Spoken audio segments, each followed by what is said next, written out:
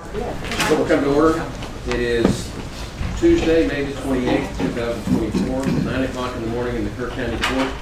Now, Commissioner's Court is now in session. If you would please stand for the prayer and pledge. Join me in prayer. Good and gracious God, we come before you as your servants, asking that you send your Spirit to fill our hearts and our minds with your wisdom and your compassion, we may serve the common good. We give thanks for all of those that work for the county, serve the county, the first responders, and especially for all of our constituents. We pray all of this in Jesus' name. Amen. Amen. Pledge allegiance to the flag of the United States of America and to the republic for which it stands, one nation, under God, indivisible, with liberty and justice for all. Please be seated.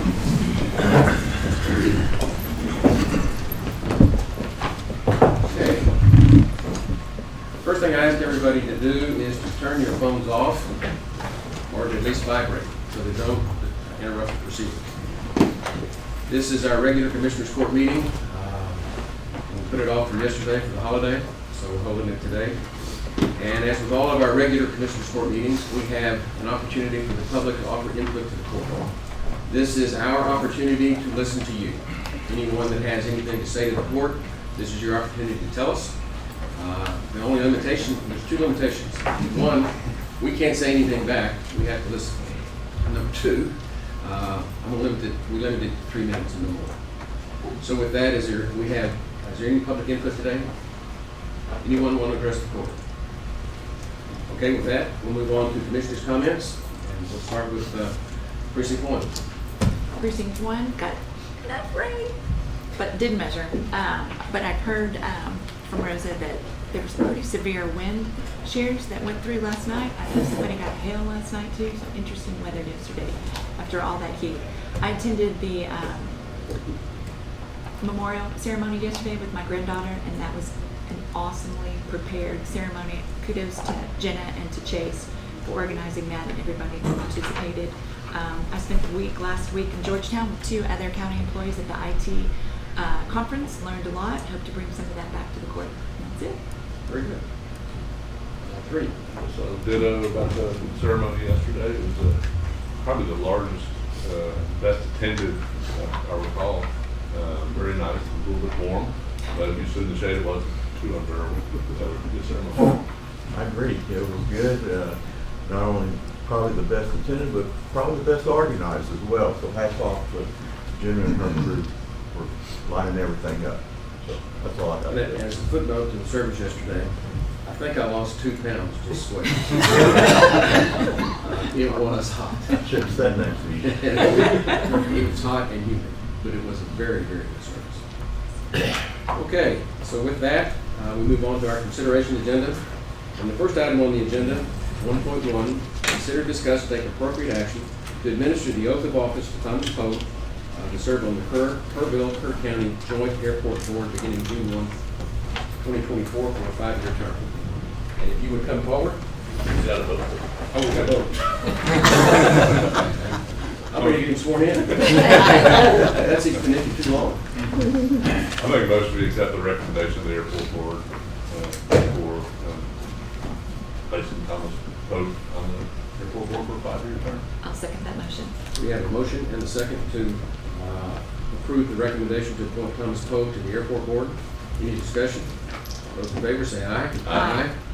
Opposed? Unanimous. Now we're going to swear in.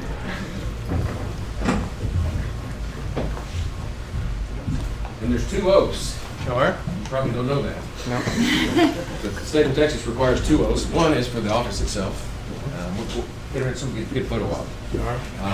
And then the other one is the anti-corruption oath. Sure. And believe it or not, even though you're appointed to this board and you're serving out of the goodness of your heart, we have to give it to you anyway. If it's not on file, it's not legal. Okay? So with that, if you would please, raise your right hand. Repeat after me. I, and state your name. I, Thomas Pope, Do solemnly swear do solemnly swear that I will faithfully execute that I will faithfully execute the duties of the office the duties of the office of the Kerr County Joint Airport Board of the Kerr County Joint Airport Board of the State of Texas, of the State of Texas, and will to the best of my ability and will to the best of my ability preserve, preserve, protect, protect, and defend and defend the Constitution the Constitution and the laws of the United States and the laws of the United States and of this state. and of this state. So help me God. So help me God. Congratulations. Thank you. Let me get you to sign here. Yep. Everybody always balk when I do this next one. I gotta do it. Okay, raise your right hand again.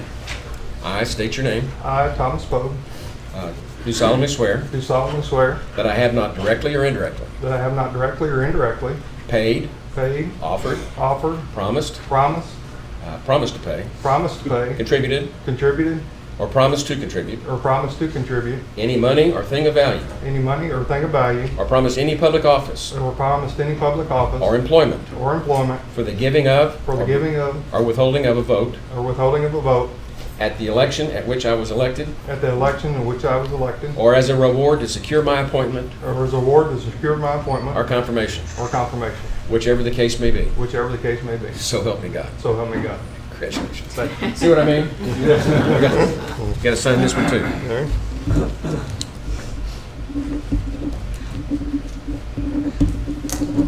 I'm going to execute these, turn them in to Jody. All right. If you are legal. Thank you. Welcome. Appreciate it.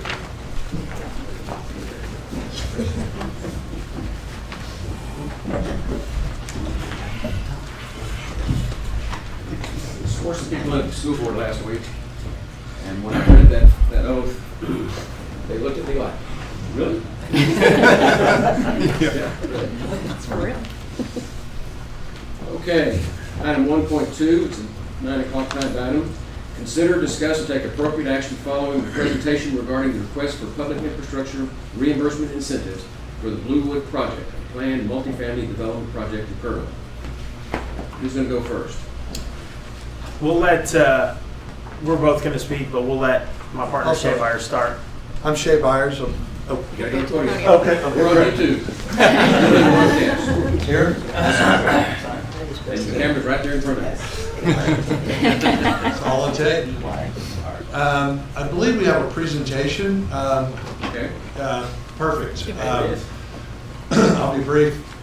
Again, my name is Shay Byers. I'm with J Street Companies out of Dallas, Texas. We're a development firm. We focus in building workforce housing in communities that quite frankly need housing. The Bluewood project is our latest and greatest project that we're proposing to develop on the north side of town here in Kerrville, near Holdsworth and Callow. It's 273 apartment units, Class A units, about a $55 million project total. You can see some of the amenities that we're bringing to the project, which are it's a very nice institutional style project. When I say institutional, I mean it's going to meet and exceed any apartment housing project in the greater Kerrville, Fredericksburg market, including the new project that is being built in Fredericksburg right now. One of the most interesting points I'd like to point out is that although this is a very well amenitized project and a very expensive project, it's going to meet the median income 95% of our units. So 250 plus units will be priced between the 80 and 100% AMI for Kerr County. So this is going to meet the workforce housing need that's here and that everybody's aware of. Next slide, please. This is the community benefit that we thought was really important to bring out. I've already made that first point. It's also going to be a catalytic development for the Holdsworth Avenue and recapture, hopefully, a return on investment of the infrastructure that's been put over there. There's all brand new roads, sewer, water, everything that's been invested in that area has been done for a reason. And so we're the city, the county, the people, the organizations that made that investment, that was a calling card and a green light for us to really want to be on this project. It hopefully is going to renew the public engagement, community engagement of the sports complex that has been developed over there. We're an experienced owner-operator. We're not a merchant-built developer. I think this is another point that's worth mentioning is many of these projects get built using bank financing. Next slide, please. We're using a loan that's federally insured by HUD. It's market rate, ground-up construction, 40-year financing. And without getting into all the details on the financing, it is the type of financing that is very punitive if you sell. There's a defeasance or yield maintenance on selling. So it's typical that a developer that would use HUD would stay in the project a little bit longer. Why does this matter? Because we have pride of ownership. We want to be in the community. We want to be here. We really believe in Kerrville. And we want to make this investment for the long term. Most of these investments, the sponsor on a project like this in San Antonio would be, they build it, they lease it in 2 years, and they sell it in a 3-year turnaround. This is more like a 7 to 12-year hold for us. That's the type of investment we're making here. That's where it's located. There's the ball fields that were developed there that we're right next to. A significant city investment in the Callow family as well. Next slide. So winding up the presentation, a few things on the economics. None of this is probably new to you guys, but inflation, interest rates, development costs have all created a really difficult capital market. So to give you a sense of where we are today, Daniel, I guess I'll handle this so we don't have to do the switch off here, but if you could flip to the next slide. Where we are is we're way down the road. This isn't a maybe deal, this is a very live deal. So we have our loan commitment from HUD for $42,181,200. We're in the middle of our equity raise. We're in the city for review and permits on our plans. And so what we're at is we've kind of come to a roadblock where capital markets have said, your deal doesn't, equate to the returns that we need for investment. So the reason we're here is because we've walked this project all the way through to the point to where the last thing we need is a little bit of an incentive to get us over the hump so that we can induce capital to invest with us. We're looking for a groundbreaking probably in the fall. And so the request today from the county is, well, this is the city, actually, I'm sorry. Was that the city up there? Yeah, the first was the city. Okay, this is, just to give you an example, what we're looking for is an equal investment from the city as well as the county. So in full transparency, we're here to just show you what we're requesting of the city. We're at council tonight at 6 o'clock, but the total contribution from the city is just over $1 million. It's made up of fee permits and park waivers, along with a 10-year property tax reduction that would equal about $1,046,000. Our funding gap is around a little over $2 million. And then for the county, what we're proposing would be a public, basically the public infrastructure that has to be built out. Obviously, there's some investment that still needs to be made to get onto our site with roads, public utilities, and whatnots. And we have a hard bid, Daniel, around, you're not on camera, but a little over $1 million for the public infrastructure. So that's how we arrived at the $1 million number. And so how that would be handled by the county is, I'm not familiar with your protocol, how you would handle that reimbursement, but we would look for that to be reimbursed to us once construction started. So I think the graph there was just to show an equal contribution between the city and the county. And that's the conclusion of our presentation.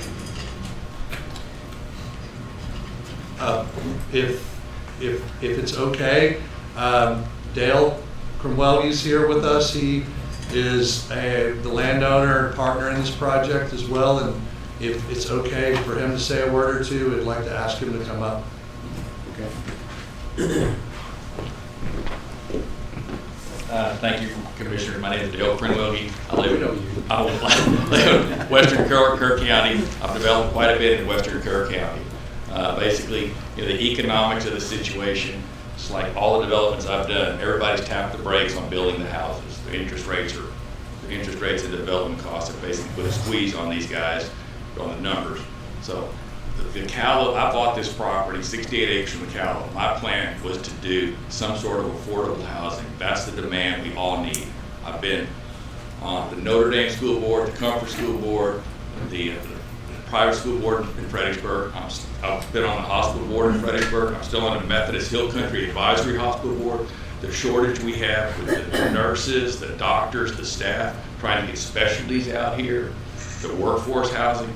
We need this project, and this is a prime area. The Callows have spent a lot of time developing this whole master plan. The city with Holsworth Drive, this is one of the prime sites to do a multifamily deal.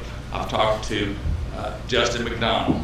He said, Dale, I have one site. This is a prime site to put it. So the guys have done their homework.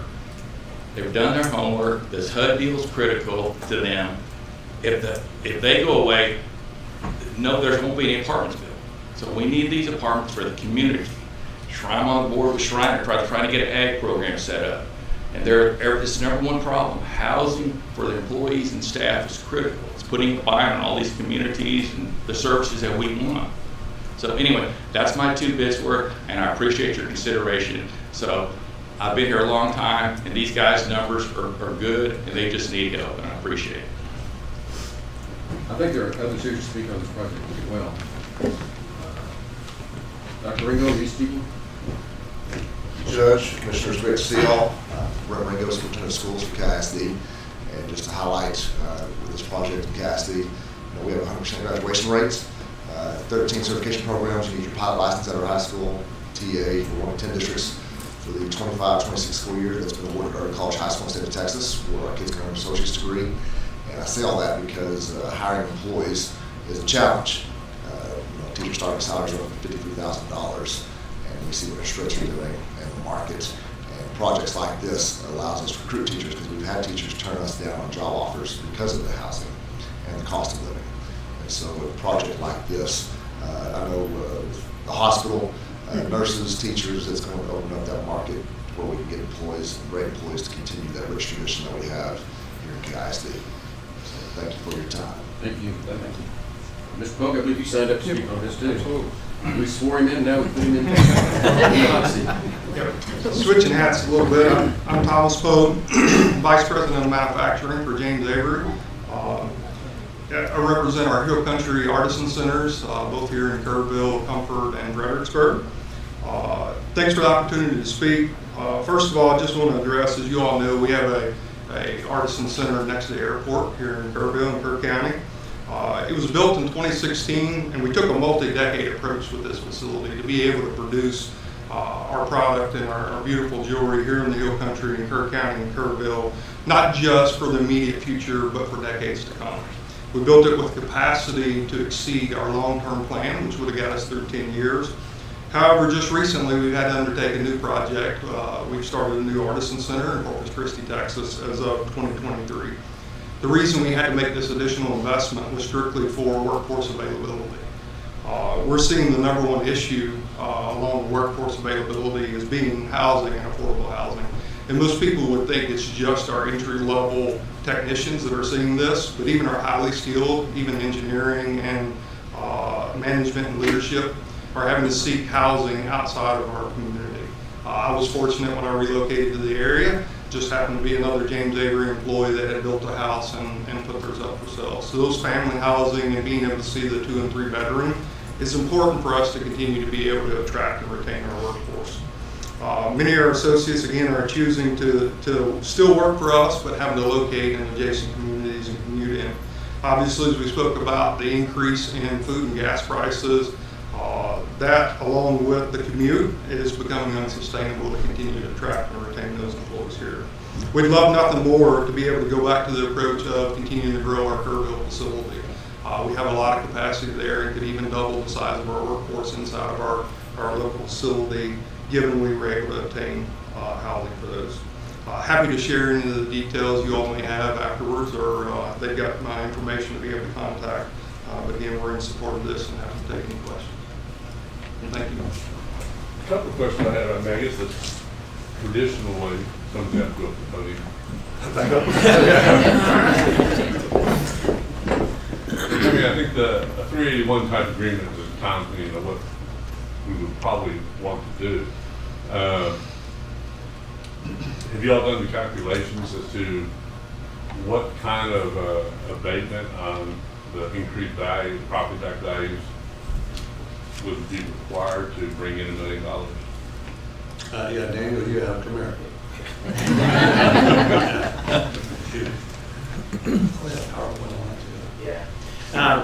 Commissioner Lutz, we have run the numbers on that. Over a 10-year period, a 70% county tax abatement would equate to the county $500,000 that we're seeking here today to bridge that gap. So 70% of the county tax rate over 10 years. And that's 70% of the increased value. I mean, An incremental. tax, correct?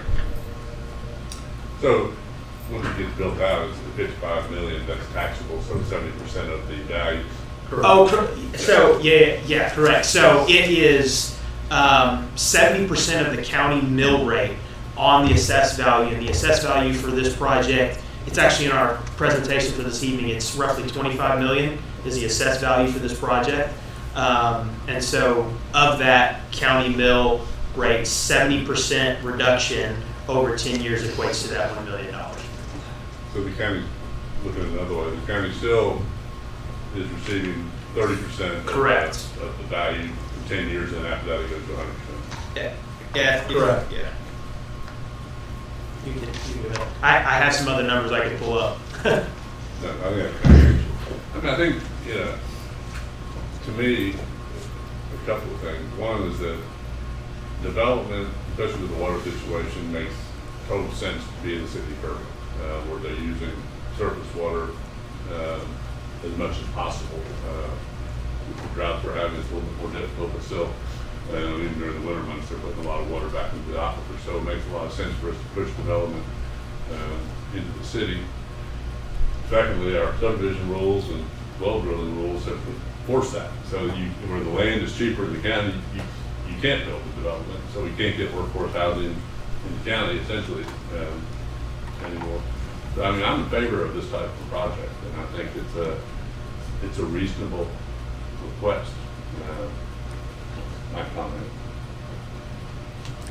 I don't know how the rest of y'all feel. If this project is to go, you've got 275 units, correct? Or y'all, 273, I can't read my own handwriting. Are you interested in doing more once this one is in place? and We up are and running? cautiously, but yes. So Mr. Crowell has a large piece of land there. You've got the land. Yeah, and we've planned out, we've looked at what, the next takedown would look like. And I think we're at 555 total units. So another 260, 70, whatever the math is, on a phase 2, but that's probably 4 to 5 years from now. And understanding, there's just a lot that goes into that. But yes, there's an appetite. If there's an appetite and we can, raise the money, then. Well, after listening to them speak, those are going to fill up pretty quickly. Yeah, we really believe in that. That's why we're here. Okay. We know that. We know there's a real need here, and we just want to be a help to that. Well, let me say, as the chairman of ACOG right now, and I sit on the ACOG Housing Finance Corporation, we have, ACOG is building, affordable housing is one of our most essential needs right now, and we simply don't have it. And we can't get it in the county because we don't have a water source or wastewater source. So because of that, it has to be done in the city. If we could do it in the county, we would, but we don't have the resources to do that. ACOG has sponsored one affordable housing development in New Braunfels, another in Seguin. This past month, ACOG approved another affordable housing development for Seguin, and has one on the drawing board for New Braunfels. And guess who's on the list after them? Us. We're trying to get on that. So whether it's your subdivision or development or others, without affordable housing, Kerr County is going to dry up and go away. And we have to use the surface water. I can't emphasize how important the surface water is, because that's the river. That's the surface water. The groundwater, we keep sticking for a 10-acre tract of land, you get a well permit, and we start sticking 500 to 1,000 straws in that aquifer. It's not sustainable. So this is the future, and it's going to have to be done. We understand that the school district, the hospital, the big employers, Abram, are behind us, and you're going to have the work staff that's going to be probably living in those units. So anytime we talk about tax abatement, we always grimace.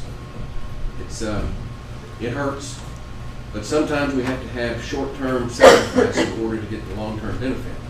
And I think that's what we're looking at on this. So I would be supportive of your property proposal also.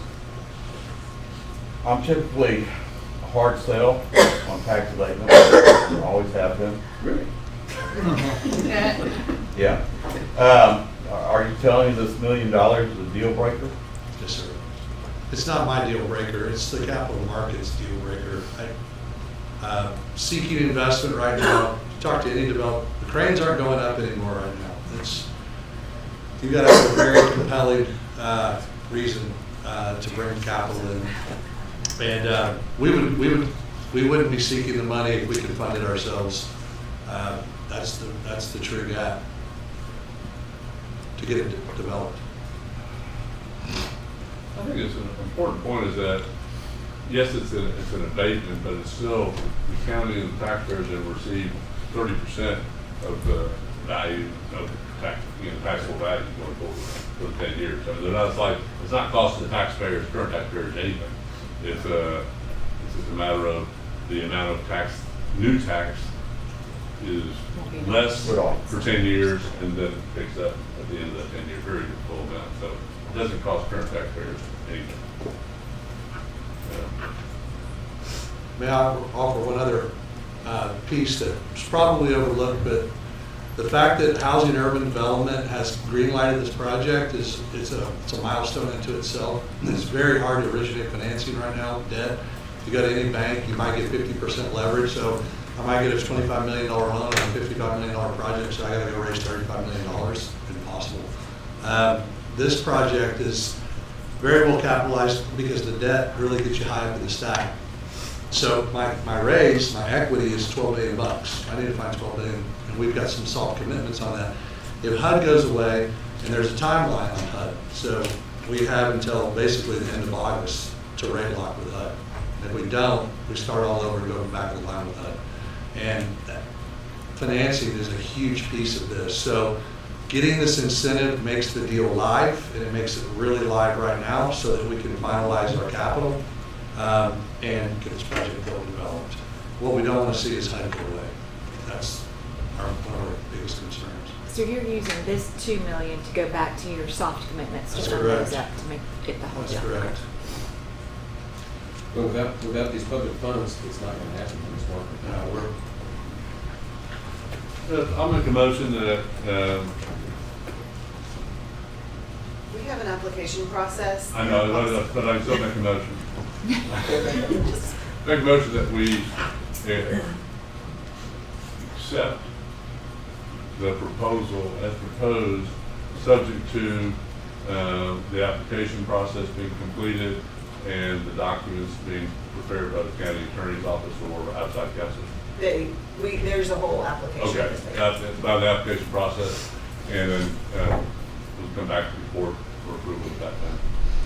And I'm looking at the county attorney. Can we pass a resolution in support of this to be followed by the application process? I'm sure that would make them more comfortable and Well, they move want something forward to as take they to go. HUD. But you can't approve it today without following that Right. process. Right. Correct. So a resolution would probably be something that they could take away and feel pretty warm and fuzzy about. So your motion is to approve the resolution? Yeah, I'll cancel what I previously said and change it to, I'll make a motion to approve a resolution, for the 381 agreement as presented. I'll second that. We've got a motion and a second. Any more discussion?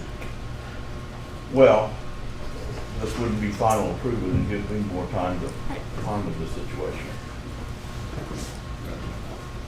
Well, we welcome public input, so we're trying to get you on the track. keep this project alive. So, any other discussion? Those in favor of the resolution as presented, say aye. Aye. Opposed? Abstained? Unanimous. Thank you. Okay. Commissioner Litz, will you get with me after this so that we can draft appropriate language for the resolution? Certainly. Okay. Okay, we've got a time item at 9:15. We're running late, and I apologize. This is 1.3, which is a presentation by the Texas Department of Transportation, TxDOT, of San Antonio for the 2025-2028 Rural Transportation Improvement Plan for Kerr County, which includes a list of upcoming projects to be funded in the next 4 years. And we had Richard De La Cruz. It'll be me. My area, I gotta speak.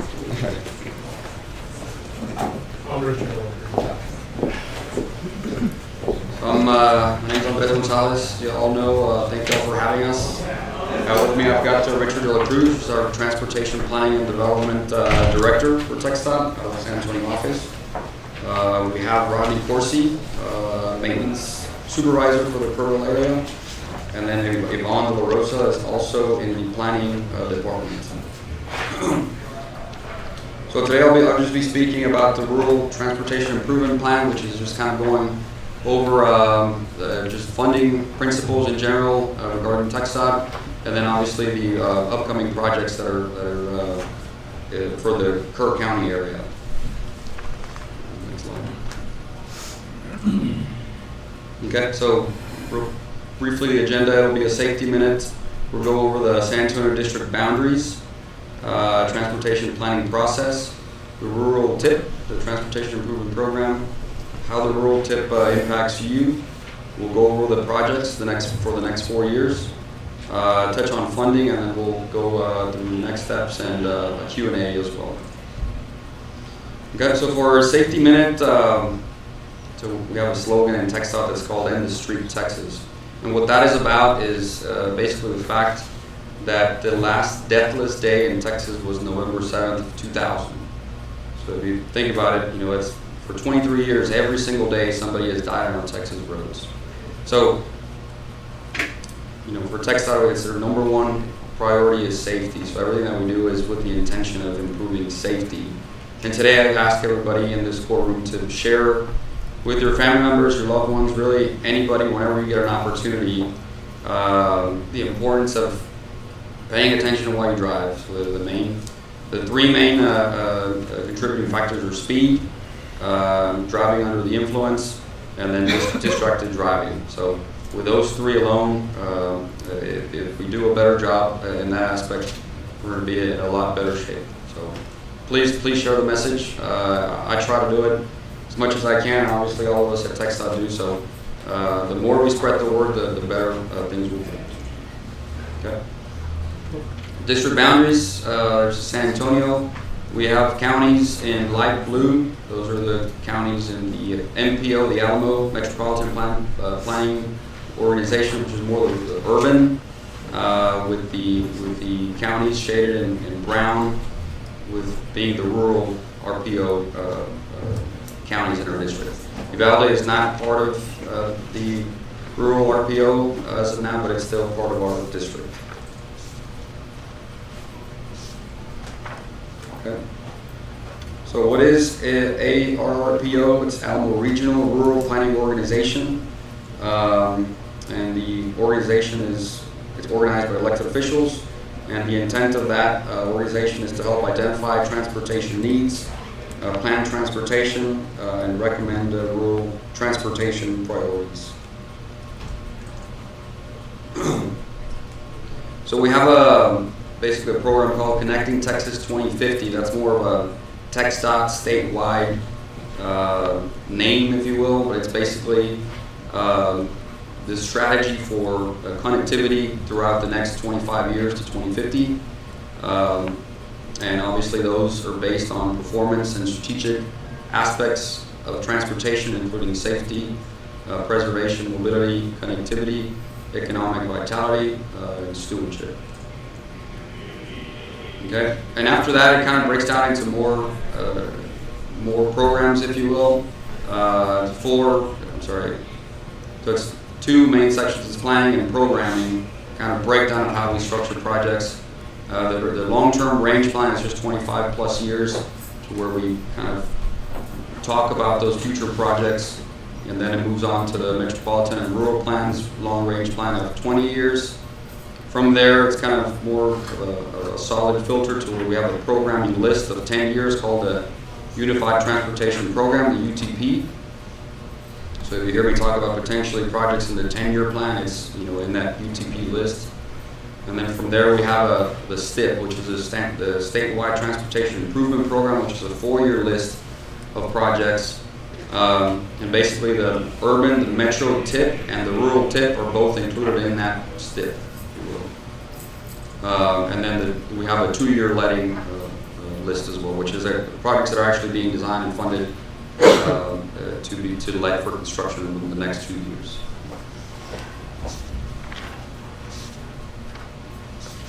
Okay, so let's go back one slide, sorry.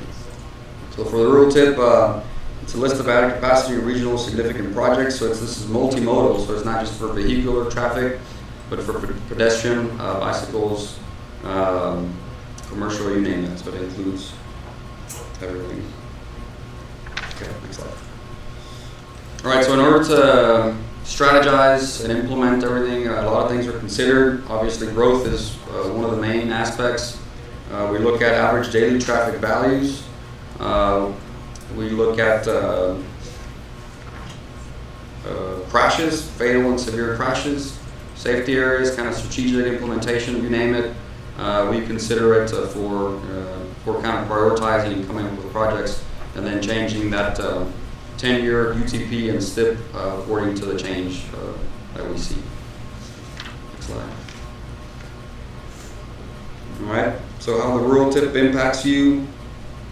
The rural tip process includes opportunities to provide input. So this is a process to where we're required to present at Commissioner's Court with the different counties to share officially kind of the projects that are upcoming, and then to provide an opportunity for you all to kind of provide more input for consideration and modification of that tip list for Kerr County. Okay. So again, all this includes road expansion, sidewalks, bike lanes, pavement repair and maintenance, new or improved signals, and turning lanes for the tip process. So for the projects, back one slide. For the projects under construction, we just let a bridge, replace bridge and approaches at FM 1341 on Cypress Creek. Construction is probably looking to start actually about 2 months from now. So that's what we have in the works, and we're going to have a pre-construction activity for that. There's going to be a detour included in that project as well. So we can talk about a little more a little later, but we're kind of tying down those detour. Where is that? Where is that exactly on Cypress Creek or on 1341? It's at Cypress Creek. Is it 3 miles east of town, basically, or south of town, if you will? Let's see. So it's right past the rest area. Yeah. If you're on the it's right next to the interstate. Right, yeah, past the rest area coming from San Antonio, I guess. Yeah. Yes, sir. We're actually looking at closing the entire, kind of shutting down that area. So detours kind of for both sides, just to get it done quick. We have an incentive on that, so if they finish it with a certain amount of time, they get an incentive. So that's kind of how we set it up to be quicker on there. How long is that going to take? 30 days. That's not too bad. It's not too bad. 30 to maybe a little more, but it's not exceeding 40 days. I think the number exactly is 36, 38 days. To where it's close it all off, remove it, and then the plan was precast, and then we're kind of having a conversation with cast in place versus precast with the contractor. But the idea is to get in and out quick, open it back up to where traffic can ride, and then slowly finish the project while having traffic on the new bridge. Okay. All right, thank you. We've got a feasibility study ongoing. You all may have seen the surveyors there at RM 783. So we're basically tying down the concepts to look at kind of different criteria to rebuild the bridge there and have provide greater clearance, and then get rid of those half clovers on there as well. Okay. So there's a printout and a map with y'all that I brought for y'all for review. Go to the next slide. The 25. So we have most of our projects, really with all counties is pavement preservation. So you'll see a lot of seal coat and pavement marking projects, to which Rodney's crew is doing prep work to be able to come and seal projects. On the 25 list, I wanted to kind of briefly mention the Hill Country Drive project that we have for sidewalks. Construct 6-foot sidewalks, filling gaps and correcting existing sidewalk deficiencies in Wesley Drive, Cully Drive, and Hill Country Drive. And then on 25, I changed in the presentation, but your printout says 25 on the crossing strip and Adler's Road bridge replacements. As of last week, that changed. I know I met with the commissioners on it, but the letting date is now moved to January 26 due to some challenges with utilities, right-of-way, environmental, kind of you name it. But we're working towards getting that project delivered. I know it's kind of been a long time, but we're actively moving the ball towards getting that project, those projects delivered. Next slide. 26, you'll see more seal coat road and pavement seal coat projects with pavement markings. There's also another 2 projects to highlight, just with pedestrian infrastructure improvements. This is on SH 16 from Thompson Drive to Lehman, and then Thompson to 394 to SH 16, basically. Okay, next slide. For 27 and 28, you'll see more seal coat projects listed on there for pavement preservation. This is the 4-year plan list. There's, not to, we're constantly, like we said, safety is our number 1 priority, so we're constantly looking at kind of improvements, like, right turn lanes, left turn lanes, access management, improvement, striping requests. We've recently done striping in town. So kind of as issues come up, we have kind of funding allotted for different safety improvement aspects. So obviously this is the 4-year plan, but not to say there's other improvements along the way as well, intersection work and things like that. The funding, it comes from different kind of sources. The federal government, TxDOT funding, and then local governments are kind of allowed to pitch in as well. Next slide shows where we are in the rural tip process. So the step number 1 was project selection of the rural tip coordination, and then we are presenting the rural tip right now. After this is TxDOT reviews each revised rural tip proposal and integrates them into the statewide tip, and then the funding secured, project development and our construction schedules can move ahead. And then we can also resubmit or reshare a rural tip with the group immediately. Okay, I also provided a comment card to y'all. I know mostly everyone has my direct line, so you feel free to give me a call to discuss any projects that we may need to discuss. But you can also fill out the comment card. I actually have more comment cards available if anybody is interested in providing comments to us. Are you done? I'm done, yeah. Open questions, Q&A, yes, sir. One of the comments I hear a lot, I don't think it's part of this project, but it's speed limit on Highway 27. A lot of complaints that 70 from the Governor's Crossing all the way to Comfort is way too fast, especially with the amount of traffic. How has that changed?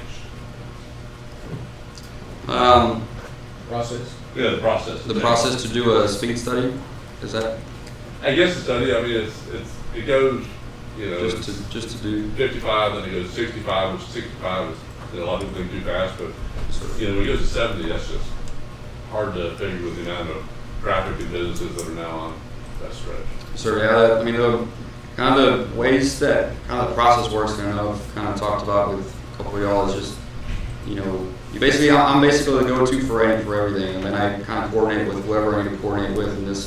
In this case, the traffic section, and in order to start a speed study.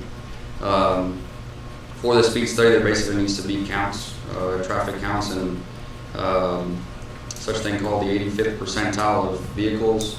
And we measure kind of, there's a lot of things that kind of go into it. I'm not a traffic engineering expert, to be honest, but I know driveways are considered, so stop and go conditions to where that may affect the safety of that speed. I mean, I believe for 27 there have been studies, and you kind of go back and look. I mean, I could, even though it's not part of the TIP program, I could put it on the comment card. Yes, sir. That's what the. Yeah, that's one. I know there's one in Center Point that actually got passed. There's actually 2 sections in Center Point, but it has not gone past yet. But we kind of approved and recommended the speed limit change, and then it goes to Commission in Austin, and then that's when it fully gets implemented.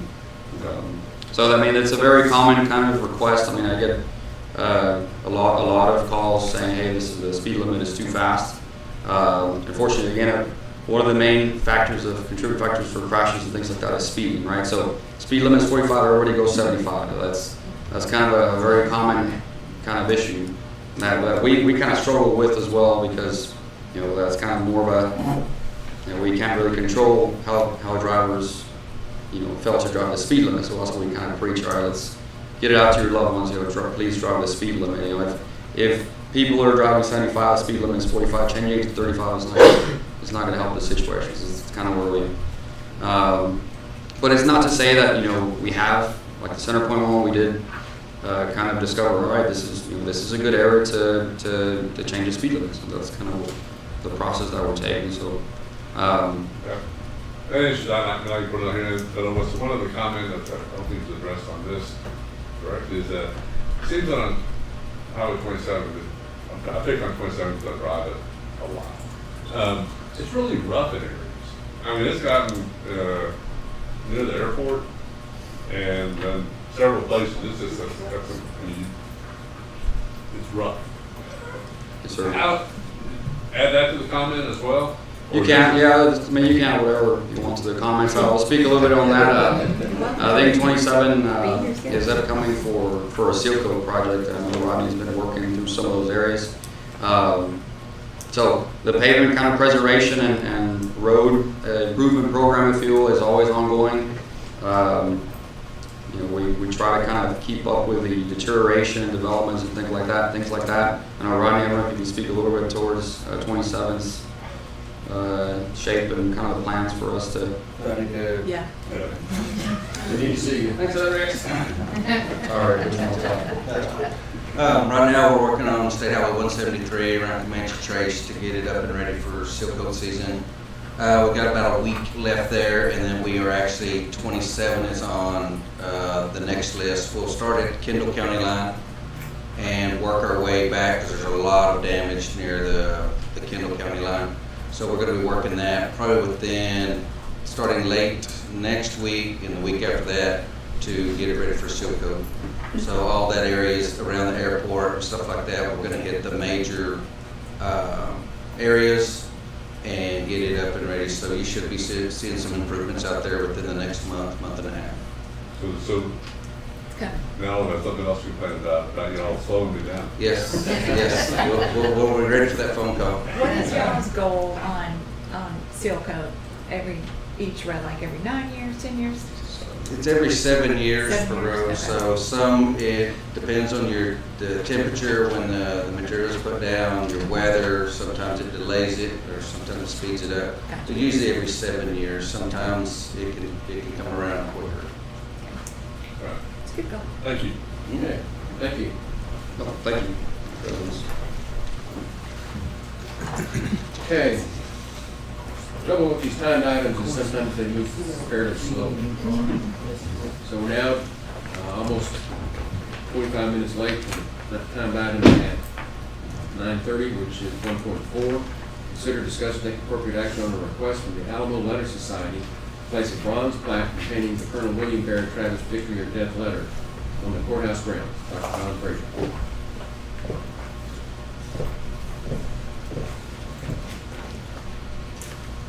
Judge, Commissioners, I appreciate the opportunity to bring this to the county. We have a donated plaque that is a replica of Travis's February 24th, 1836 letter from the Alamo, which is really in many ways one of the foundational documents of the Texas identity. That's the famous victory or death letter. While we're really representing to the county is that we have this plaque. It's about 2 foot by 3 foot, about 250 pounds, bronze, very attractive item. We just like to put it up somewhere on the courthouse grounds. It can be affixed to the wall with the right kind of hardware. It can be placed on a plinth, like you see the county marker out in front of the courthouse, or it can be put into some sort of stone cradle and made part of the landscape architecture of the ground.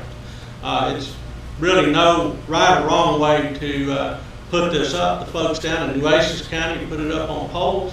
The folks up in Hood County have put it in a stone cradle. Point is, this is going on all over the state of Texas. It's going on across 254 counties within GLUC. And Kerr County is being asked to answer the call. So that's the business today. What size was it again? Again, it's 2 feet by about 3 feet. So, 200 plus pounds. yeah. I've been contacted a couple times on this, and I don't know who the we in all this is. Yeah. What group is doing this? All right, it was a that somebody donated one for Kerr County. yeah. I don't know who the donor is. I just don't know what is the group that's behind all this. Right. Because we try to vet them. Oh, absolutely. So you and I are somewhat in the same boat in that they contacted me and said, well, you're doing a bunch of Texas stuff down there in Kerr County. I said, well, yes, I am. So I bet it's everything from state senators, historic commission leaders in Rockwall County, retired Baptist minister. These people are all essentially just average Texans that said, you know, it would be kind of cool if we could put the Travis letter in all the counties. It's a nonprofit organization, and they've got people within their sphere of influence that are willing to pay for these bronze plaques. Well, it's highly unusual when somebody calls you up and says, somebody's already donated, it's $4,000. Yeah. But he's already paid for you, but we're not telling you who, and we're not telling you who we are. Right. No, I get that. And in many ways, I feel a little flat-footed up here because I'm trying to figure out who all these players are too. They're not from around here, but they are going statewide. So, well, we have a policy that we don't just pass resolutions without vetting the organization. you bet. And so I would feel more comfortable. Nobody's against the Alamo. Yeah.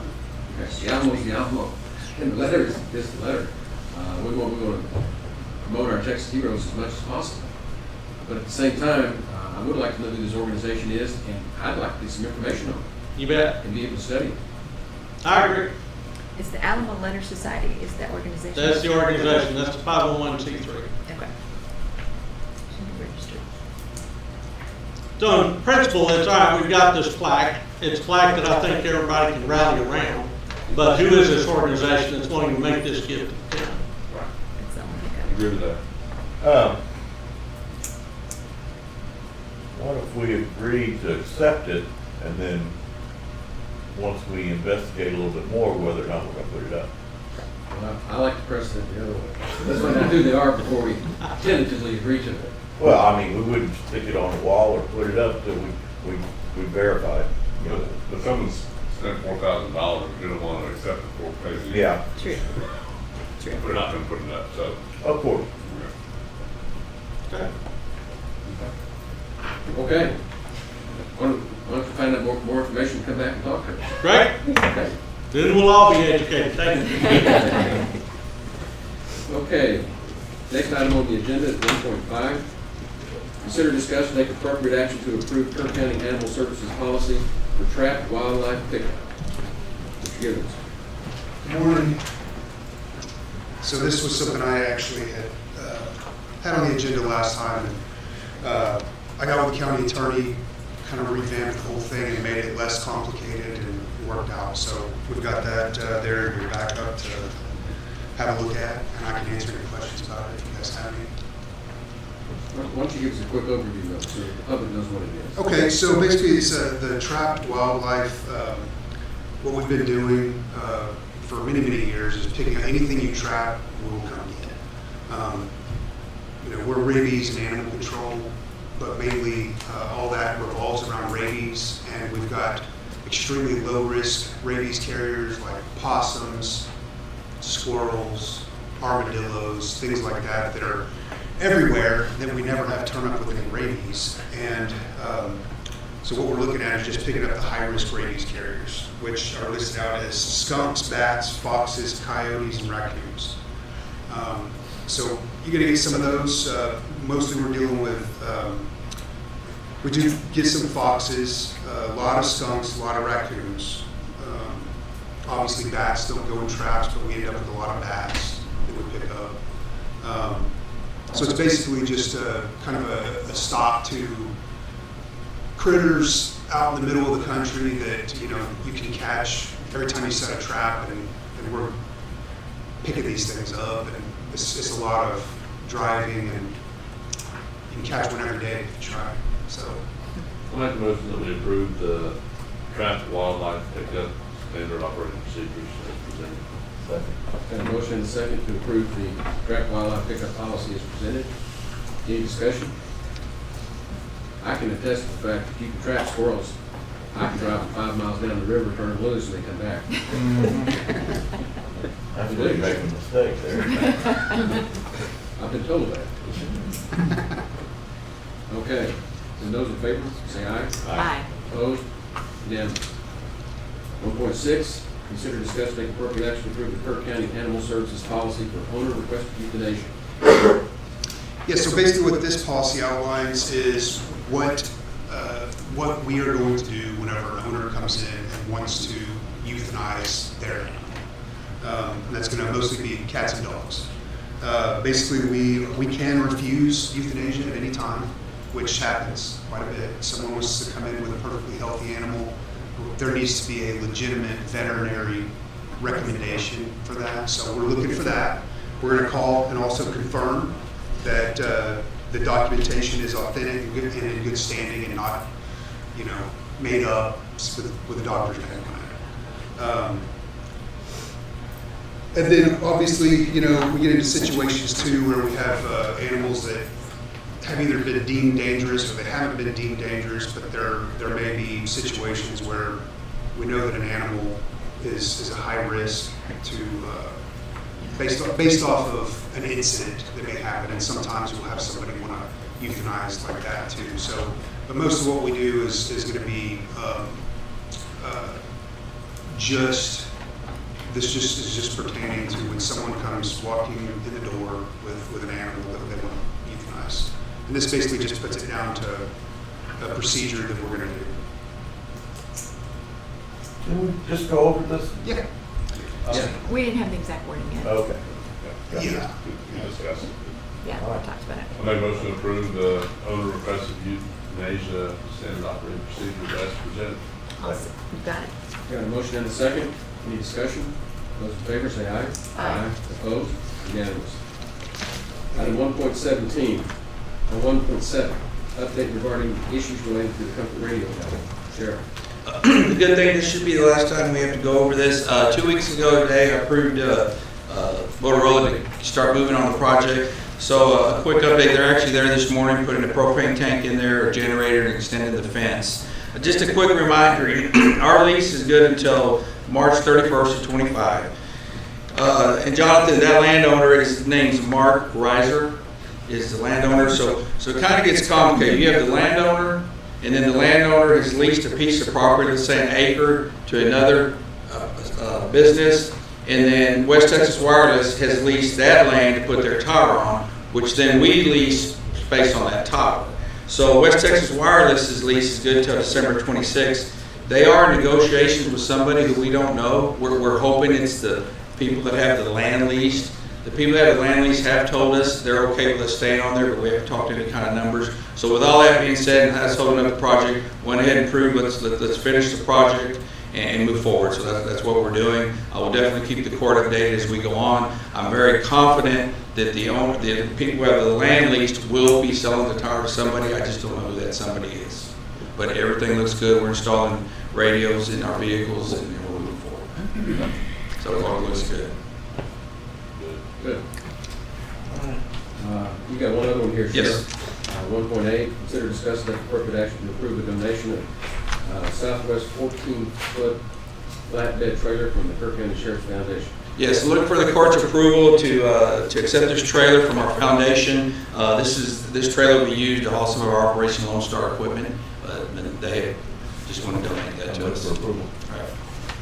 Second. Have a motion and a second to approve accepting the flatbed trailer from the Sheriff's Foundation. Any discussion? Those in favor, say aye. Aye. Opposed? Unanimous. Let's take about a 10-minute break. We'll be back at 10:15.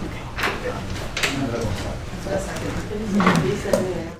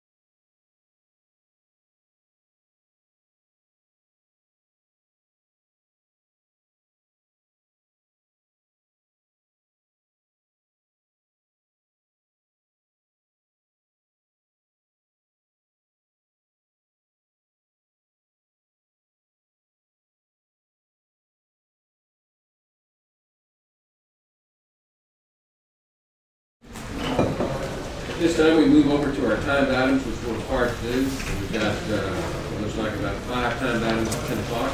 We'll start with item 1.11. Consider, discuss, take appropriate action to report to set a public hearing for 10 o'clock a.m. on July 8, 2024, for revision of plat for Creekside at Camp Verde Phase 2, lots 94, 95, 96. Charlie Hastings. Thank you, Judge. This proposal combines and revises lots 94, 95, and 96. That's about 23 acres into 2 lots. 94A will be 12.54 acres and lot 96A will be 10.53 acres. Both lots will continue to front Citadel Drive, and Citadel Drive is currently under construction. County engineer requests the court set up a public hearing for 10 a.m. on July 8, 2024 for revision of plat for Creekside at Camp Verde Phase 2, lots 94, 95, and 96, plat file number 22-09621, precinct 2. Move for approval. Got a motion? Is there a second? Second. And a second. To approve setting a public hearing for Creekside at Camp Verde Phase 2, lots 94, 5, and 6 for July 8 this year at 10 o'clock a.m. Any discussion? Those in favor say aye. Aye. Opposed? Unanimous. Item 1.12, consider, discuss, take appropriate action for the court to set a public hearing for 10 a.m. on July 8, 2024 for revision of plat for R.S. Walker's addition, lot 8, lots 9 through 16, and a portion of 4th Street right-of-way. Charlie Hastings. Thank you, Judge. This is a very old plat over in the Center Point area with very tiny lots. There's 8 lots there. This proposal would revise parts of lots 9, 10, 11, 12, 13, 14, 15, and 16. That's 8 lots. And a portion of 4th Street right-of-way. The total is 1.16 acres into 2 lots. So you've got 8 lots. They're trying to combine 5 of them here, 3 of them there to get 2 lots. Lot 9A will be 0.35 acres fronting on 3rd Street and Avenue C. Lot 16A will be 0.81 acres fronting on Avenue C. County engineer requests the court set a public hearing for 10 a.m. on July 8, 2024 for a revision of plat for R.S. Walker's addition, Block 8, lots 9 through 16, and a portion of 4th Street right-of-way, volume W, page 381, precinct 2. I move for approval. I'll second. Number 12. Got a motion and a second to approve setting a public hearing for the R.S. Walker addition, block 8, lots 9 through 16, on July the 8th, 2024 at 10 a.m. Any discussion? How small are those lots? Tiny. They're little. Originally, Well, there's 8, about a 1/10 of an acre. Each one's a little bit over a 1/10 of an acre. So they're city-sized lots. If you were to move into the city of Kerr, you could get a 1/10 of an acre lot and have a home on it. But we're just so used to 5 and 7 and 10 and 20 acre lots in the county. A 1/10 of an acre lot just seems like a postage stamp. That's kind of cemetery size. Tiny.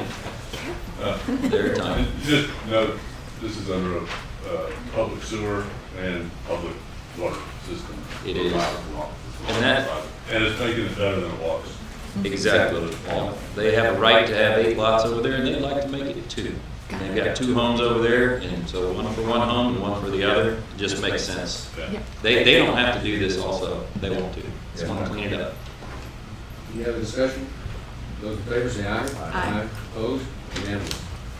Moving on to item 1.13, consider, discuss, take appropriate action for Commissioners Court approval to purchase a 2025 International HX520/H15 haul truck from trade-in RBU 173, a 2001 Peterbilt 379-127 haul truck towards the purchase. Ms. Hoffman. Can we go to the addendum that needs to go before this? Okay. I had heavy fingers when I was typing the agenda. So that's 14? You want to go to 14? We're going to go to 25. Oh, 25. It's not surplus. Oh, the addendum. We Gotcha. call item 1.25, consider, discuss, take appropriate action for the Commissioners Court approval to surplus RBU 173, the 2001 Peterbilt 379-127 haul truck. Ms. Hoffman. The Road and Bridge Department would like for the Commissioners Court to surplus RBU 173. It's a 2001 Peterbilt 379-127 haul truck. At this time, I ask the Commissioners Court for their approval to surplus RBU 173, precinct 1, 2, 3, and 4. I'll make a motion for 1.25 to surplus. Second. Got a motion and a second to approve the surplus of the RBU 173 Peterbilt haul truck as presented. Any discussion? Those in favor say aye. Aye. Opposed? Unanimous. Now go back to 113. Yes, sir. Okay. That's consider discussion take appropriate action for Commissioners Court to approve the purchase of a 2025 International haul truck as presented. We would like to purchase a 2025 International HX 520-X15 haul truck from Kerr's Truck Centers under the Sourcewell contract number 060920-NVS. The contract discount for the HX series is anywhere from 24 to 52%. Our discount is listed on the sales proposal at 49.1% government discount.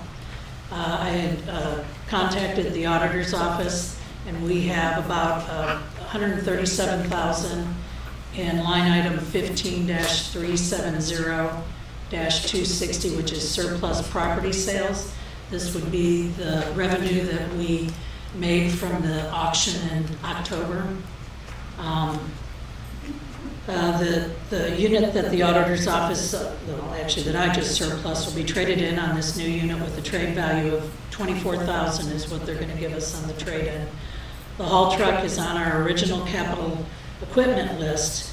It is listed under the 2627 list. The final price with trade-in would be $130,198.64. At this time, I ask the Commissioners Court for their approval to purchase a 2025 International HX 520/X15 haul truck and trade-in RBU 173, which is a 2001 Peterbilt 379-127 haul truck, precinct 1, 2, 3, and 4. And this truck would, if you're wondering, the haul truck gets used. Some of our equipment can be difficult to road if the distance is pretty far. So we'll haul it out to where the project is going to be, but it also gets used for equipment that has to be hauled to San Antonio for repairs that our shop is unable to handle. So a haul truck can be very, very important when you're trying to get equipment out to locations, also for floods, if you're trying to get stuff out to a location quickly. So it can be used for emergency as well? Yeah, for all sorts of things. I'll second. We have a motion and a second to approve purchase and trade-in of the purchase of the international truck as described and trade-in of the Peterbilt truck as described. Yes, ma'am? There's not a budget right now in Fund 15 for the purchase of equipment. You'll need to do a budget amendment before that. Move and increase the proceeds. I think you had a budget of $100,000 for your sale, so that will have to make sure it's covered. And the only thing available is whatever's over the budget. I think there was money left in Fund 16. Yes. That we had kind of discussed. Yes. I think it's about a little over $300,000. So can we take this action of approving this transaction today? You would, how about, can you like recess and let me come back with that? Table. Okay. And let me just check, I don't know off the top of my head what that budget is. And maybe then add it to the budget amendments for today. Okay, so we'll table that. Okay. The next time item is 1.14, which is consider discuss and take appropriate action for the Commissioners Court approval to purchase a 2025 International HX 520/X15 haul truck. That's it. So yeah. that's table 2? Yep. So let's go on to item 1.15. Consider discuss and take appropriate action to approve the agreements for storage of Kerr County owned materials and equipment on private property and have Kim Judge sign them. These are just agreements that I think a few years ago the county attorney helped us with and drew these up to store materials and or equipment. And so the first location is in precinct 3. It's 920 Lane Valley Road, And the other location is where we usually store stuff. It is across from Grace Bible Church on the corner of Valley View Drive and Southway Drive. And we've been using that location for many, many years to put stockpiling materials so we don't have to travel so far when walking on the road. So I just need the court's approval on this. Move for approval. I'll second. We've got a motion and a second to approve the storage agreements that we've been using for years, just to renew them. So is there any discussion? And they've already signed off. That's what this, Yes. the last letter is? Okay. Yes. That's the private property owners. Yeah. Okay. Question. Have you ever visited with Mr. Brindle about purchasing this property? Just about. Do you know? Yes. Do you? I mean, we'd be interested in it. Might ask him. Yeah. I mean, it's a piece of property that's isolated from the rest of it, and it's a 2 to 3 acre piece of tract that's could never, nothing be done with it. Right, and a portion of it, which we know where that, it's the northern portion of it is in floodplain, so we have to stay in that southern portion of that small piece of property to make sure, but yeah, you're absolutely right. It's, You might ask him, or, well, I don't know. yeah. Yeah, we can always ask them. It never hurts. Okay. Thank you. Any other discussion? Those in favor say aye. Aye. Opposed? Unanimous. Thank you. Let's go back on our agenda to item 1.9, right before the fifth break. That is consider discuss take appropriate action to accept a compilation report dated September 30, 2023, the Kerr County Emergency Services District Number 1. Mr. Harris. This is something we do each year with all our ESDs, and the first one's got one in, so we need to get it done, and so I move for approval. This is the audit report from Chris Thompson. Yes. Okay. Is that a second? And I'll second, yes. Thank Now that you confirm that, So we've got a yes. motion and a second to approve the compilation report as presented for ESD 1. Any discussion? Those in favor say aye. Aye. Opposed? Unanimous. Just for the record, this is, for people out there, this is one that covers the Eagle Right. EFD. Okay, let's quickly do item 1.10, which is consider, discuss, and take appropriate action regarding the request from the city of Kerrville to support their request to the U.S. Board on Geographic Names to update the name of Kerrville Ponding Dam to Nimitz Lake.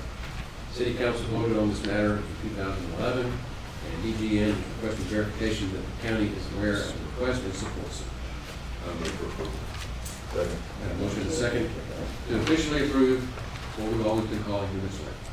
I didn't know it was Nimitz Lake. Yeah, you're all welcome. Before it was the Ponding Lake. I didn't know it was ponded, that used to be locked in, then it got moved. That's an easy one.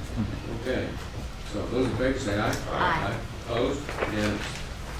Now, moving back to, not quite, 116. yeah, we'll go to 116, it's an untimed item. Consider, discuss, and take appropriate action to surplus the desk with tag number 0359 from the tax office. Good morning. I just have a desk from the tax office that they removed from his office and it's no longer in usable condition. Move for approval. Second. Motion and a second to approve surplusing the desk in the tax office. Any discussion? Those in favor say aye. Aye. Opposed? Unanimous. Item 1.17, consider, discuss, and take appropriate action to determine what funds will be used to pay for the shredded contract in FY 24-25. Non-departmental. Non-departmental? Makes sense to me, because all departments use it. Everybody's using it. We use it. Is that a motion? I make a motion that we move the shredded contract to non-departmental. I'll second. Have a motion and a second to move the shredded contract to the budget item for non-departmental items. Any discussion? Those in favor say aye. Aye. Opposed? Unanimous. Item 1.18, getting caught up here. Update regarding the American Rescue Plan funds. Discussion will include an estimate of expended funds, update on the current projects, and input from the floor on what projects to pursue with the remaining funds. Ms. Butler.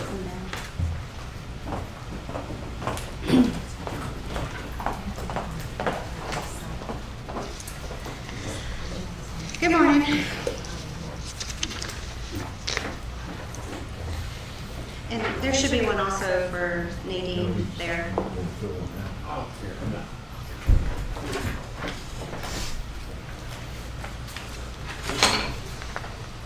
Okay, I just wanted to kind of give everyone an update on what has been requested with the remaining ARPA funding.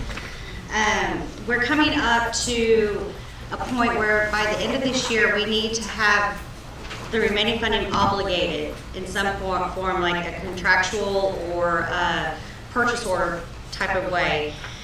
So there's been some departments that have reached out with requests for the funding. So to the ones to my knowledge, I asked them to complete this form that I made that kind of says what their project is, their approximate amount, and if they had the estimated time to complete the project and what type of method it would be for procurement. I did redact on one of them for the county attorney's office for the estimated funds because they're in negotiations right now, and so they don't want to hurt that at all in that process. But what we're looking at right now is the county attorney and the 216th district attorney are looking for a tech share prosecutor. It's a software to help manage their caseloads. We also have the maintenance, which we've discussed in court, so y'all are aware of that with the fire alarm system around here. And I think y'all have already pretty much approved that, but it's about $14,000. But I did include that as a just in case. We also have the ag barn, which Commissioner Paces has kind of been looking into, and I just put down a general estimate of what the things are. Not all of them have to. He's not requesting ARPA funding for all of it. It's just this is what the priorities are. So if we want to use some of those funds this is a breakdown of what they could possibly be used for. We have the Alamo Region Transit, which has also been discussed in court, and that's a matching.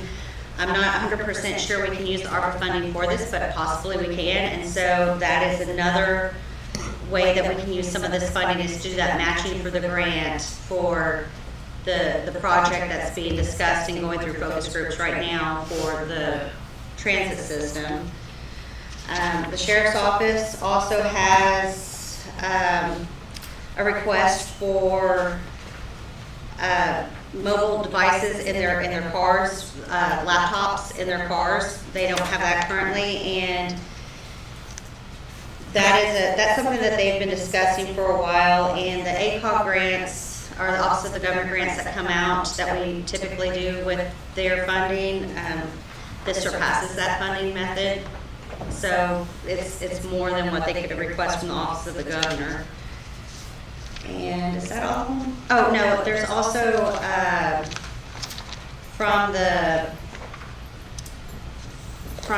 Treasurer's Office, payroll keeping software. That is another one, and I don't have the exact numbers on that. She gave me some numbers from a couple of years ago, but I don't have an actual number on that one.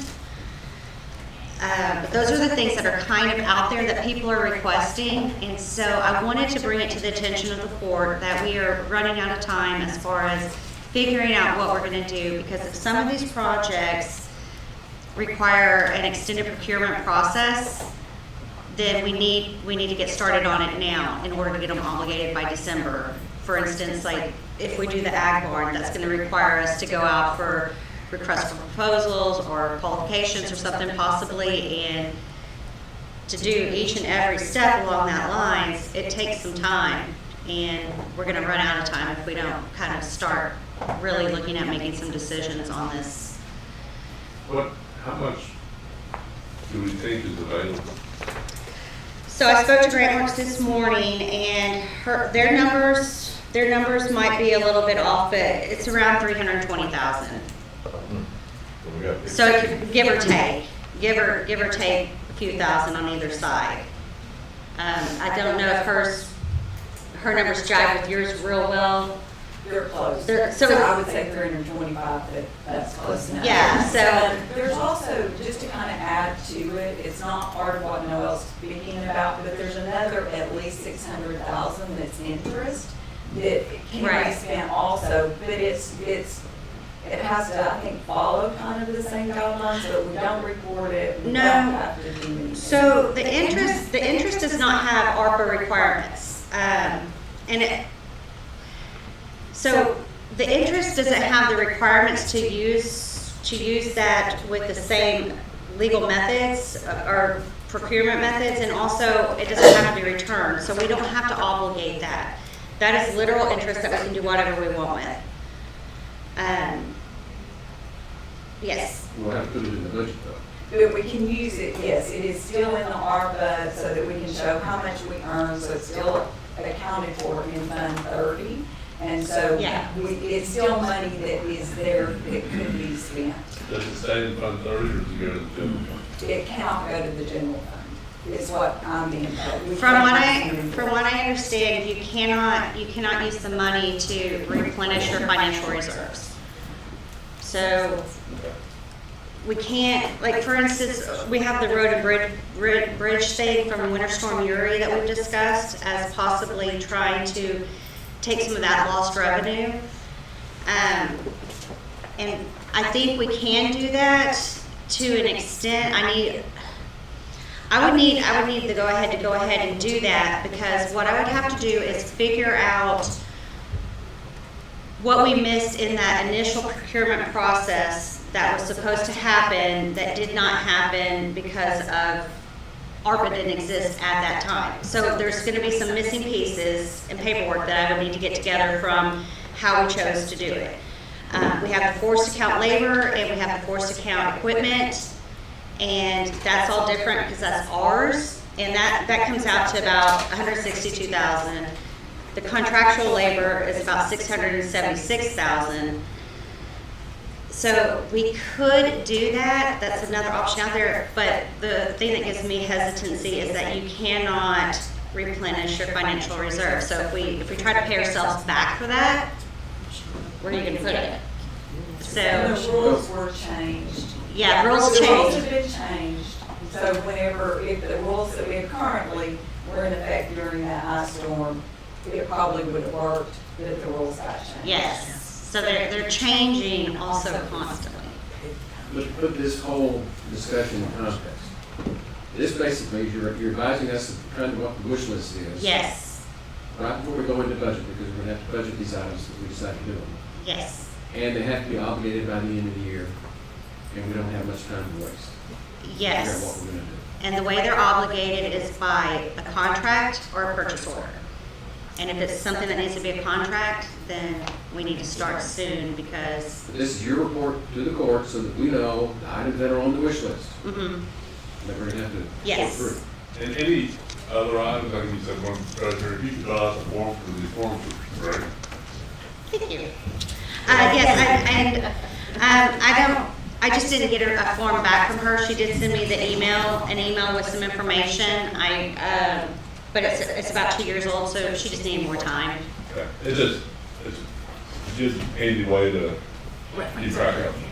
There's one more after getting back from Georgetown. There is an IT one that just opened up. Okay. That we may want to look at, and I have that information on my desk. I'll forward Okay. it to you. And I'll fill out one of these forms. I will give you my form. Okay. I tried to make it easy so that you could literally just see what it is that's out there, and then also with this, if there's something else, tell me now. Okay. And so I can inform you guys. I do plan on coming back to court on our next court, and have Letitia from Grant Works here. So if you have any questions at all whatsoever, she can be here to help answer any of those and kind of give an update as well. And just as to remind everyone, we hired Grant Works, we paid them a lot of money, and they oversee everything that we do. We don't spend any of those ARPA funds without their blessing. And Letitia Turner is the representative that, I know you talked to almost daily. You're all up for all the I time. talked to her this morning.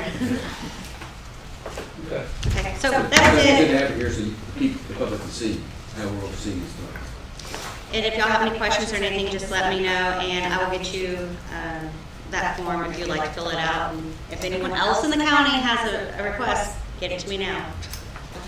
Okay, thank you. Thanks. Let's go to the 10:30 timed item at 1.19. Consider discuss take appropriate action to approve the Xerox lease agreement with Kerr County Environmental Health Department. Yes, good morning. This is for our Xerox printer for the upgrade, and we're just asking for the commissioners if they can approve for the contract to be. Move for approval. Thank you. I'll second. Got a motion and a second to approve the Xerox contract as presented for the Environmental Health Department. The county attorney. Yes, sir. Any discussion? Those in favor say aye. Aye. Opposed? Unanimous. Okay, moving on to item 1.20, which is a discussion regarding the proposed budget and tax rate. I'm assuming that's one Ms. Reed is in the record. I gave a talk a week or so ago to the Republican women on the budget. And as a result of that, I prepared a couple of exhibits that I handed out to them, and I wanted to hand them out to everyone else from the court and the county. And one is my revised version of the schedule. We've got the official budget schedule, and everything that I put in my little summary. What I was trying to point out is the opportunities of how we're going to do the budget. In years past, I would do a proposed budget, and then we would get to ask from the individual departments and go through a series of workshops. And during the workshops, a lot of decisions would be tentatively made and not formally adopted until we got down to finally approving the budget. And this year, we changed it around to get the ask first. And those, the department heads and the elected officials, and there's over 40 of them. So I mean, there's a lot of input that we get from the county employees. They began looking at those back in April of this year, and they got them to us by mid-May this year. So we now have the cumulative ask of what everybody's looking for. We're going to go through a series of workshops. We're going to do 3 workshops. One starts Thursday, the first one, so we're there. It's budget time. And that workshop, there'll be 3 workshops that we're going to have before I start working on my proposed budget. I want to hear everybody before I come up with a proposed budget. And then we have 3 more workshops after my proposed budget. So there's going to be plenty of opportunity to get input from everybody associated with the county, both before, during, and after my proposed budget. And then we'll make our decisions. One of the things that I wanted to make sure that we included in the budget process this year is public input. And not just public input, because this is not public input like we have on our agenda where they come tell us but we can't say anything to them. We need to have a conversation with the public. And so when I put this on the agenda at 10:30 today as a timed item, and on every commissioner's court meeting, regular commissioner's court meeting that we have between now and the enactment of the budget and the tax rate, there will be an agenda item at 10:30. So members of the public that want to come talk to us about what we're doing with their tax dollars, they'll have the opportunity to come talk to us. Today I'm not going to take up a whole lot of time, but I just wanted to remind everybody that's what we're doing. I did prepare another exhibit for those of you that looked at the attachments to the agenda, summarizing our recent budgets. And I put on there the last 5. Those are the ones that I've worked on, beginning back in 2019 and 20. That's the first fiscal year. And one of the things that I spent some time explaining to the public that I want to make sure gets on YouTube so the public has the access to hear what we call budget culture. And that's a term that was, I think Commissioner Malou actually introduced that term years ago. But it's helping us understand that we enact budgets every year. And if you look down at this, you can see, if you look on I think it's line 5, they're in parentheses because they're negative numbers, right? Accounting procedure. And it looks like we adopt deficit budgets. But the truth of the matter is we've not had a single deficit budget in 19 real years. And that means that we had plenty of money at the end of the year to pay for everything that we had budgeted and more. And I explained it to the public. It's not really a deficit. It's over budgeted is what it is. And the way that's done is each department head, each elected official, as they prepare their requested budget, their ask, they think about what could happen during this next fiscal year, contingencies that might occur. And in their own way, subliminally, they account for little, I call them their own silent contingency funds in their budgets. And quite frankly, of all the contingencies that we plan for, and everybody does it, not all of them occur. Sometimes one of them occurred. We had a big winter storm, that was one that ballooned on us. But if you look at the last line down from that example, line 6, you're going to see that's the fund balance at the end of that fiscal year. That's how much money we had in the bank. We had more money in the bank than we over budgeted in the budget. And so I know people get nervous when they say, deficit budgets. And for those of you that don't remember, I tried to balance the budget my first year in office, and it was a miserable failure. And I own that. And I did it on the basis of the things that we're required to do by law, that are mandated, and the things that we do voluntarily. And there's just too many things that we do because we want to and need to, and our constituency demands it, such as a lot of our animal control process is not required. Rabies is our mandate. But we do a lot more than rabies. Another one that's mandated, not mandated, is veteran services. And for those of you that missed the service yesterday, I bet we had, 150 people out there. More. It was a great turnout. But we do that for the veterans because we want to. It's the right thing to do. And it pays off for us because they bring a whole lot of money into this county, believe it or not. So I just wanted to get the basics out there, introduce it today. We'll be doing this every 2 weeks when we get together. And I want to make sure that if the public comes and challenges us on what we're spending the money on, the tax rates, and if you look at that line 1 up there is the tax rate. You'll notice that tax rate has decreased. We went from 51.5 cents per $100 on evaluation when I took office, down to 40.5 before we had the train wreck last year, but the elections and added $250,000 at the last minute. And that went back up to 43 cents tax rate. And part of that 43 includes with the public vote on bonds, right? Yes. Yeah. Well, if you look at the budget numbers themselves, you'll notice that last year and this year it jumped in the neighborhood of $10, $12 million. And what that really is taking the ARPA funds and working them into our budget because they have to be budgeted before we can spend them. And this year we brought in the animal control facility because we had to put that bond issue numbers on there. So that's why they're there. That money's not been spent. And you can see we're still estimating, even this year, we're going to have as much in fund balance when we start this budget process as $16 million.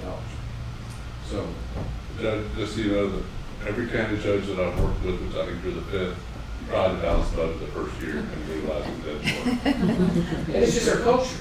And we're a conservative county, and conservative department heads, and elected officials, and everybody is going to try to make sure they don't run short of their budget. Yeah, it's just human nature. And the other thing I think is a part of it is that we budget for full employment, and we never have full employment. We're closer this year than a lot of years, but at least in some departments. But you have to budget for the position because you try to fill them. So all these exhibits are a starting point to start the discussion when we get together Thursday morning at 9 o'clock. So that was informational. We'll move on to the next agenda item, which is item 1.21. Consider, discuss, and take appropriate action to authorize the county judge to sign and submit the county's request for capital credits from the Texas Comptroller of Public Accounts. Michelle. Yes, this is our annual request for the unclaimed property capital credits. And this money that we receive has stipulations with it, but we use it to fund our contribution to the economic development work.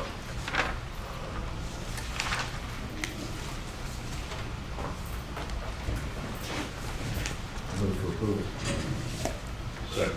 Have a motion and a second to approve the request to apply for capital credits from the Texas Comptroller of Public Accounts. Any discussion? Those in favor say aye. Aye. Opposed? Unanimous. Item 1.22, consider, discuss, and take appropriate action to add Michelle Lutz to the OAS Access Agreement with the Texas Association of County Health and Employee Benefit Pool as an administrator. Ms. Papa. Good morning. I'm just requesting the court's approval to add Michelle Lux so she's able to log in, and OASIS is the system that TAC uses for our health benefits. Move for approval. Second. Got a motion and a second to approve Michelle Lux as presented. And is this related to Judge Lux in Kendall County? Yes, yes. Looked like it. Yes. And for those of you that don't know Judge Lux, he's quite a character.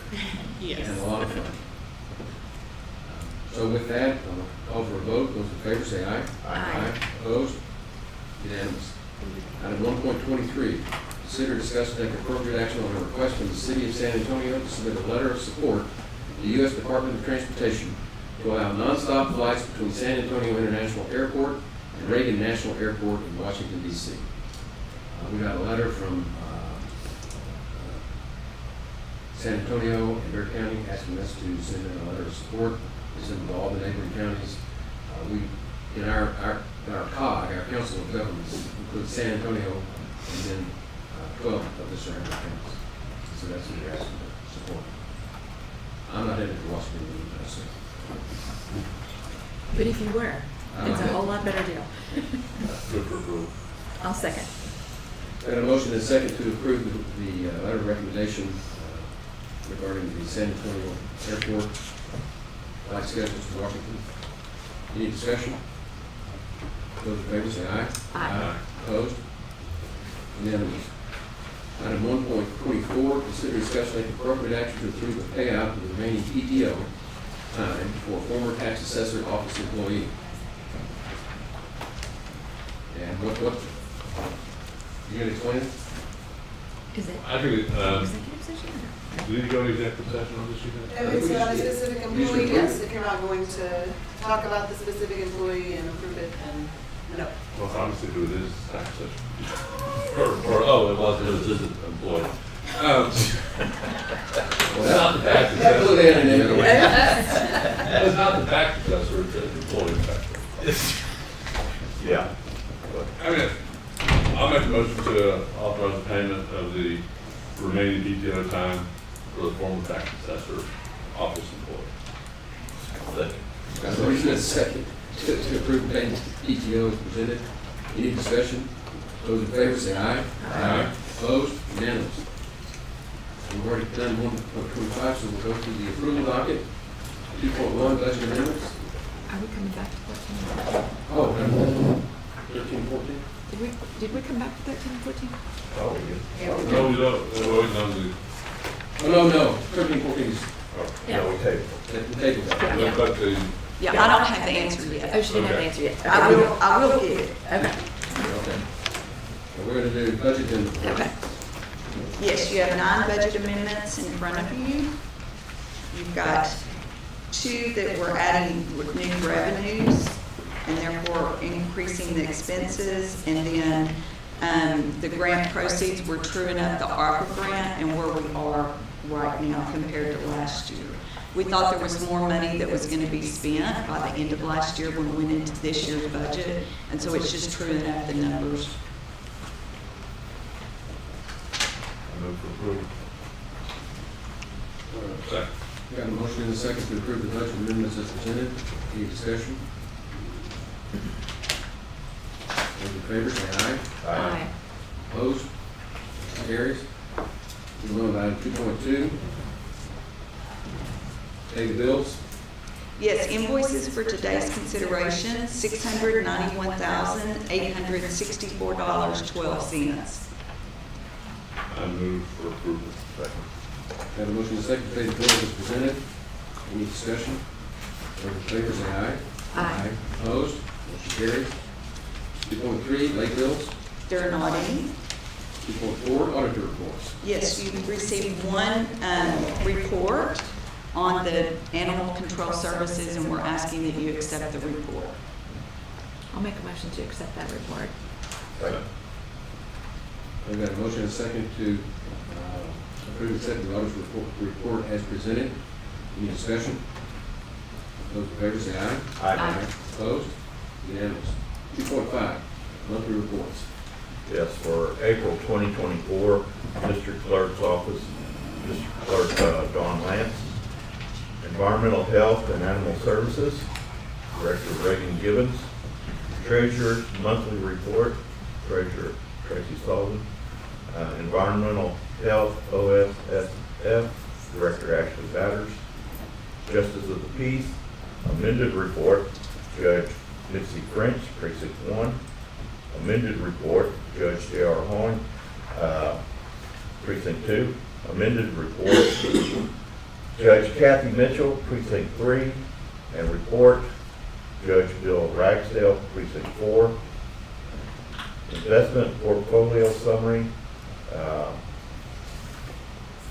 January 1st, 24 to March 31st, 24, Tracy Sullivan, and I move for approval.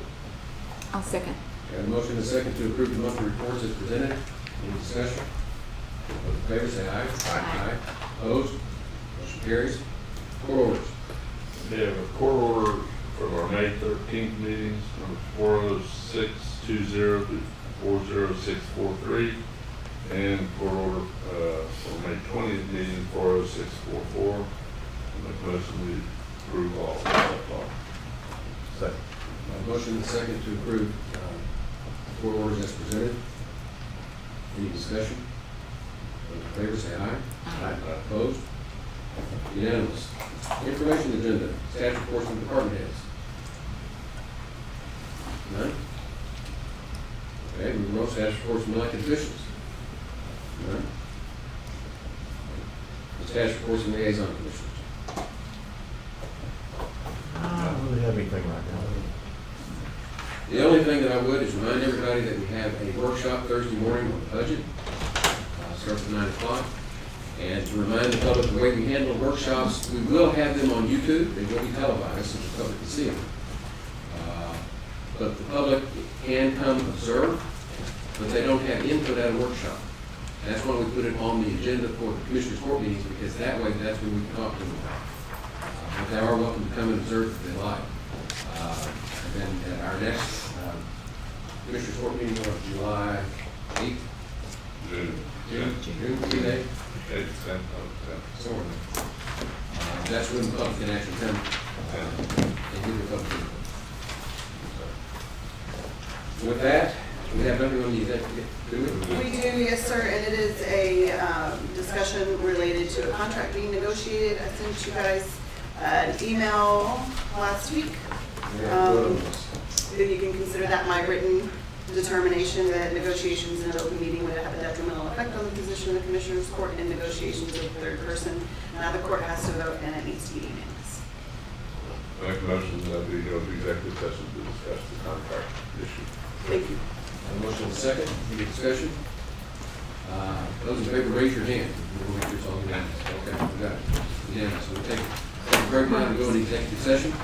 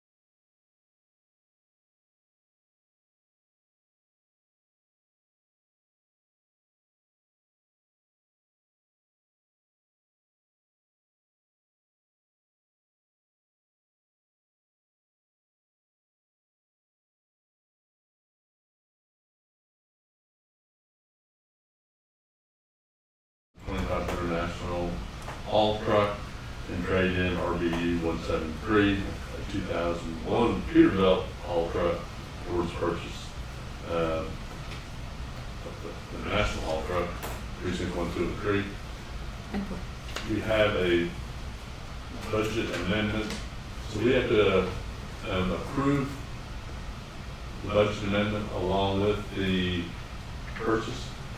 That'd be easiest. We need a motion to approve the purchase and the budget amendment as presented. I move for approval. I'll second. Motion second to approve the budget amendment and the purchase of the new haul truck. Any further discussion? All in favor, say aye. Aye. Aye, unanimous. And with that, we're adjourned. I like how you move.